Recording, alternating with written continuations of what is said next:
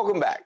The New York Democratic Socialists is the city's local chapter of the Democratic Socialists of America, which is the largest socialist organization in the United States with over 70,000 members.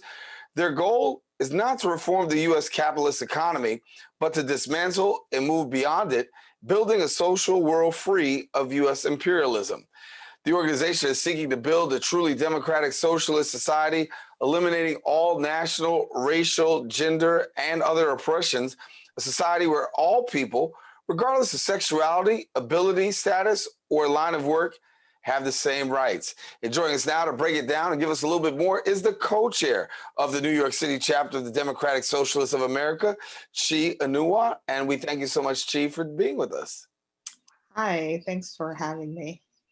Said a whole lot in the intro, a whole mouthful, but we want to make it real plain for some of our viewers who maybe want to know a little bit more about the Democratic Socialists. So for your perspective, how do you identify and how would you characterize a Democratic Socialist? Yeah, so I would define a democratic socialist as someone who supports an economy that is controlled by the people, that is democratically run for the interests of the common man as opposed to the interests of a small elite or the corporations. And so in the DSA and the Democratic Socialists of America, we are fighting and working towards an economy that where, for example, public goods are actually publicly run. So public goods like healthcare, housing, education are not profit driven. Rather, they are publicly run for the good of the people. We support worker control of the economy. We support greater power for workers in this country. And yeah, I would say quite simply a democratic socialist is someone who wants a country and an economy for the people, by the people. Yeah.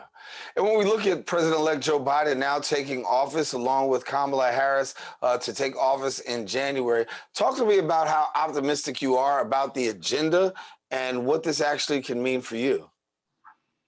So I think that, I speak for many people when I say that I'm very relieved. I think we as an organization are very relieved that Donald Trump lost. We're very relieved about that. But we also shouldn't kid ourselves that there isn't a lot of work to be done, even with a Biden administration.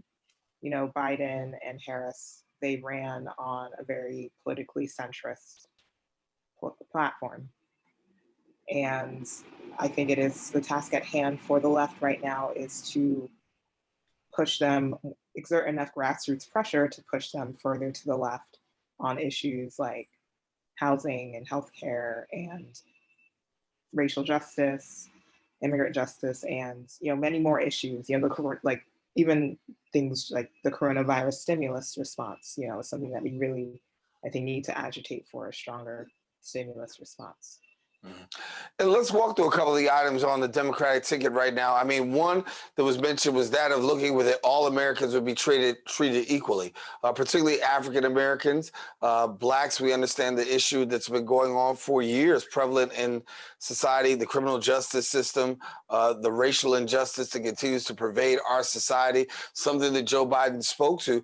But from a Democratic Socialist perspective, give me a little bit about your take on racial justice and how you'd like to see things. Yes. So, I think that as socialists, we recognize that, working classes of any race have a common enemy, and that common enemy being, the forces of capital, the 1%. And we see, an important part of advancing racial equity, advancing racial justice is building a multiracial, multi-ethnic working class movement.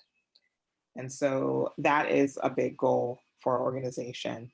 And we think that one of the ways we build that movement is by advancing a political program that speaks to the needs of working class people. So a political program that prioritizes, healthcare for all, housing for all, a more livable climate for all, also a platform that, divests from policing and prisons and invests in, the things that people need to have a more dignified life. So we think, yeah, I mean, I think that's a big part of our racial justice agenda. And, I think that the Biden administration, doesn't really go far enough in its racial justice agenda. And I think this is something that the left is going to really have to push the administration on. And, my hope is that some of the political formations that have emerged as a result of the racial justice uprising of the summer, my hope is that some of those formations can continue and can continue to grow and really, help us build a stronger left that can exert the grassroots pressure needed to pressure this administration. Yeah. Do you think the grassroots is going to really make that difference? I mean, obviously, we know that when it comes to the election, that African Americans played a huge part in seeing Joe Biden and Kamala Harris across the finish line. When we look at Atlanta, of course, we talk about the contribution of Stacey Abrams. You could talk about Philadelphia and what was carried there. You could talk about Michigan, and we could talk about Detroit. We can see the footprint of African Americans very profoundly in this Democratic election, and being able to bring it home for the Democrats. What do you see happening by way of being able to, have the voice amplified? Yeah, I mean, I think that's been one of the best developments of this election is the sort of newfound mobilization of African Americans, large numbers of younger African Americans, especially in the South. I think that for a long time the Democratic Party not really done their due diligence in appealing to these voters or expanding its electorate and getting new voters into its bloc. And so seeing a lot of this mobilization in places like Georgia and Detroit and Philadelphia has been really inspiring. And I think it bodes well for the future if a lot of those groups can continue that sort of mobilization. Mm-hmm. Give me a little bit about Give me a little bit about immigrant justice, because we talk about immigrants in the United States. We know that that is also another hot button issue. From what we understand right now, according to President-elect Biden, there will be some executive orders to deal with the immigrant status. But from a democratic socialist perspective, how do we see the immigration issue playing out? Yeah, so, I think that, again, I think that, the last 4 years we've seen Trump and his allies sort of use immigrants as a scapegoat for the problems of the working class. And, I think that the Democrats have not really done, but when I say the Democrats, I mean mostly, centrist Democrats have not done the best job in sort of providing an alternative to that messaging, and I think that kind of going back to what I said before, I think that it's important that we put forward a positive political program that responds to people's material needs. And I think when you do that, people become less likely to fall into or fall prey to these sort of narratives of, I'm struggling economically. It's because of, immigrants taking my jobs, or it's because of, you know, people of this other race taking my job, or Black Lives Matter protesters, or what have you. And then so that's one thing. And then the other thing is, obviously, we have ICE, and you have a lot of ICE committing a lot of abuses, and immigration. There's a lot of terrible things that happen within the immigration enforcement system in our country. And I think what we want to see is we want to see Democrats take a stronger stance against those abuses and kind of dismantling parts of the system. And so what my hope is that a lot of these political formations that emerged during the Trump era, that they continue to put pressure on Biden and Harris once they take power. Yeah. When we talk about a democratic socialist agenda, what do you find to be the main core of the socialist agenda right now at present? Yeah, so I would say the main core of the democratic socialist agenda is, we want a political program, a political system that really centers the needs and the interests of the working class, that really centers the needs and the interests of workers, not the bosses, not the corporations. And so, I think the way that we've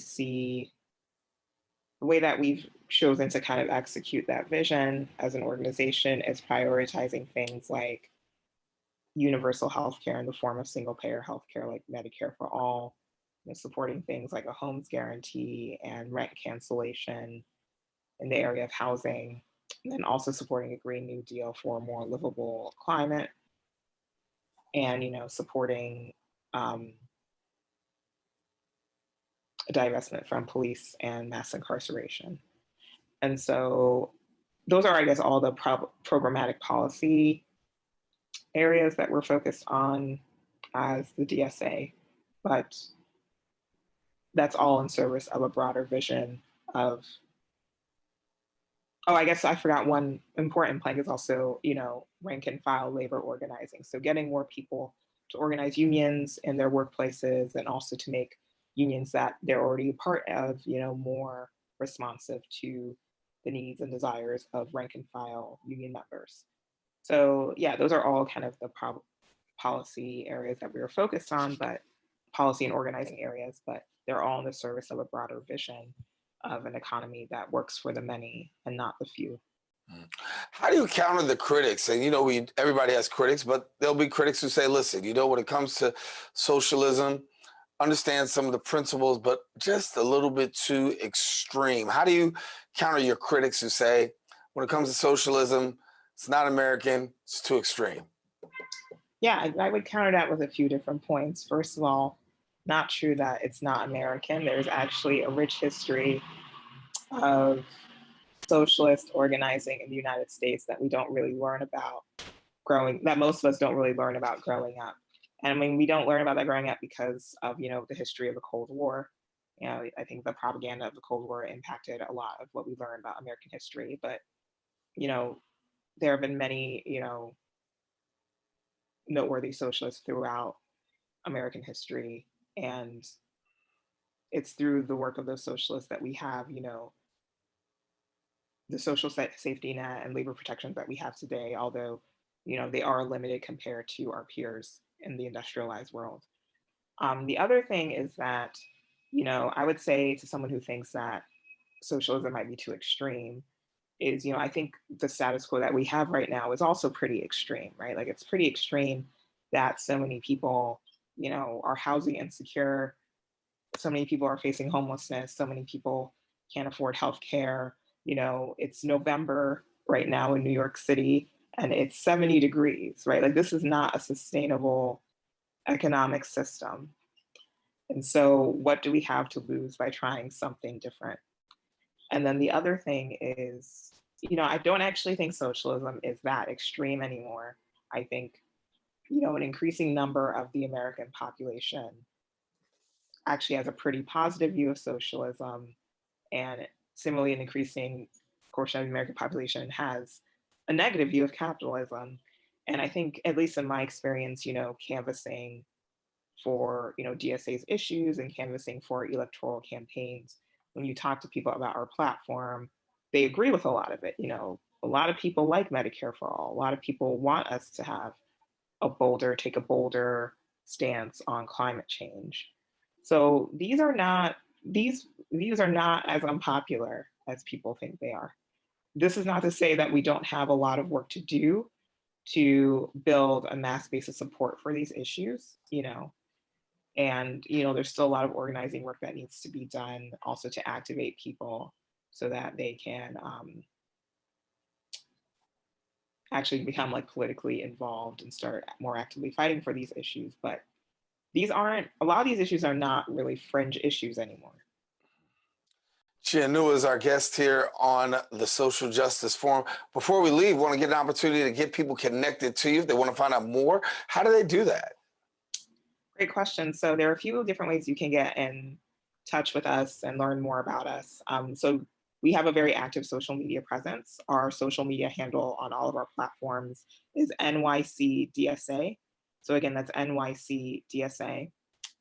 You can also go to our website, which is socialist.nyc, so socialist plural.nyc.